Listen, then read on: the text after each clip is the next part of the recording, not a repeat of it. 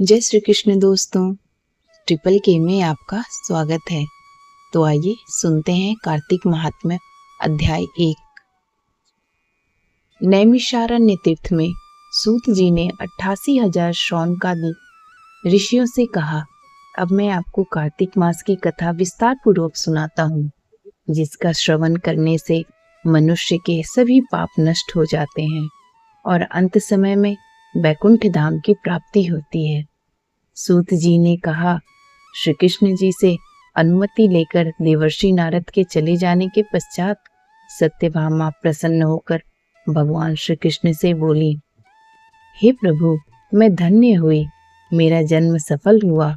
मुझ जैसी त्रैलोक्य सुंदरी के जन्मदाता भी धन्य है, जो आपकी 16,000 स्त्रियों के बीच में आपकी परम प्यारी पत्नी बनी।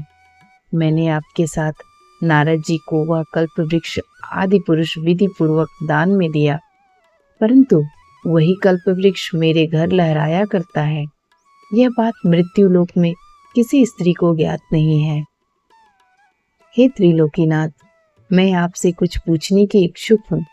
आप मुझे कृपया कार्तिक महात्म्य की कथा विस्तार पूर्वक सुनाइए, जिसको सुनकर मेरा हित हो और जिसके करने से कल्प पर्यंत भी आप मुझसे विमुख न हो। सूत जी आगे बोले, सत्यभामा के ऐसे वचन सुनकर श्री कृष्ण ने हंसते हुए सत्यभामा का हाथ पकड़ा और अपने सेवकों को वहीं रुकने के लिए कहकर विलास युक्त अपनी पत्नी को कल्प वृक्ष के नीचे ले गए। फिर हंसकर बोले, हे प्रिय, 16,000 रानियों में से तुम मुझे प्राणों के समान प्यारी हो। तुम्हारे लिए मैंने इंद्र एवं देवताओं से विरोध किया था। हे कांते, जो बात तुमने मुझसे पूछी है उसे सुनो। एक दिन मैंने तुम्हारी इच्छा पूर्ति के लिए गरुड़ पर सवार होकर इंद्रलोक जाकर कल्प वृक्ष मांगा। इंद्र द्वारा मना किए जाने पर इंद्र एवं गरुड़ में घोर संग्राम हुआ और गौलोक में भी गरुड़ जी गौओं से युद्ध किए। गरुड़ की चोंच की चोट से उनके कान एवं पूंछ कट कर गिरने लगे, जिससे 3 वस्तुएं उत्पन्न हुई। कान से तंबाकू, पूंछ से गोभी और रक्त से मेहंदी बनी। इन तीनों का प्रयोग करने वाले को मोक्ष नहीं मिलता। तब गौओं ने भी क्रोधित होकर गरुड़ पर वार किया, जिससे उनके 3 पंख टूटकर गिर गए। इनके पहले पंख से नीलकंठ, दूसरे से मोर और तीसरे से चकवा चकवी उत्पन्न हुए। हे प्रिय, इन तीनों का दर्शन करने मात्र से ही शुभ फल प्राप्त हो जाता है। यह सुनकर सत्यभामा ने कहा, हे प्रभु, कृपया मुझे मेरे पूर्व जन्मों के विषय में बताइए कि मैंने पूर्व जन्म में कौन कौन से दान, व्रत व जप नहीं किए हैं। मेरा स्वभाव कैसा था, मेरे जन्मदाता कौन थे और मुझे मृत्यु लोक में जन्म क्यों लेना पड़ा। मैंने ऐसा कौन सा पुण्य कर्म किया था जिससे मैं आपकी अर्धांगिनी हुई। श्री कृष्ण ने कहा, हे प्रिय, अब मैं तुम्हारे द्वारा पूर्व जन्म में किए गए पुण्य कर्मों को विस्तार पूर्वक कहता हूँ, उसे सुनो। पूर्व समय में सतयुग के अंत में मायापुरी में अत्रि गोत्र में वेद वेदांत का ज्ञाता देव शर्मा नामक एक ब्राह्मण निवास करता था। वह प्रतिदिन अतिथियों की सेवा, हवन और सूर्य भगवान का पूजन किया करता था। वह सूर्य के समान तेजस्वी था। वृद्धावस्था में उसे गुणवती नामक कन्या की प्राप्ति हुई।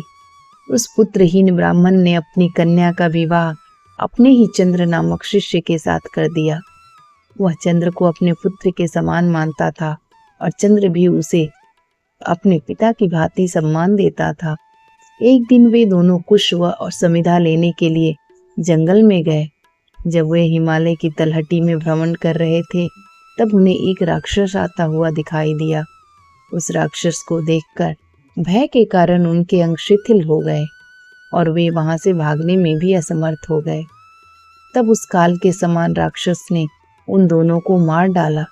चूंकि वे धर्मात्मा थे, इसलिए मेरे पार्षद उन्हें मेरे वैकुंठ धाम में मेरे पास ले आए। उन दोनों द्वारा आजीवन सूर्य भगवान की पूजा किए जाने के कारण मैं दोनों पर अति प्रसन्न हुआ। गणेश जी, शिव जी, सूर्य व देवी, इन सब की पूजा करने वाले मनुष्य को स्वर्ग की प्राप्ति होती है। मैं एक होता हुआ भी काल और कर्मों के भेद से 5 प्रकार का होता हूँ। जैसे एक देवदत्त, पिता, भ्राता आदि नामों से पुकारा जाता है। जब वे दोनों विमान पर आरूढ़ होकर सूर्य की समान तेजस्वी रूपवान चंदन की माला धारण किए हुए मेरे भवन में आए तो वे दिव्य भोगों को भोगने लगे। तो दोस्तों, अभी आपने अधिक महात्म्य अध्याय 1 की कथा सुनी। अध्याय 2 की कथा अगले वीडियोज में।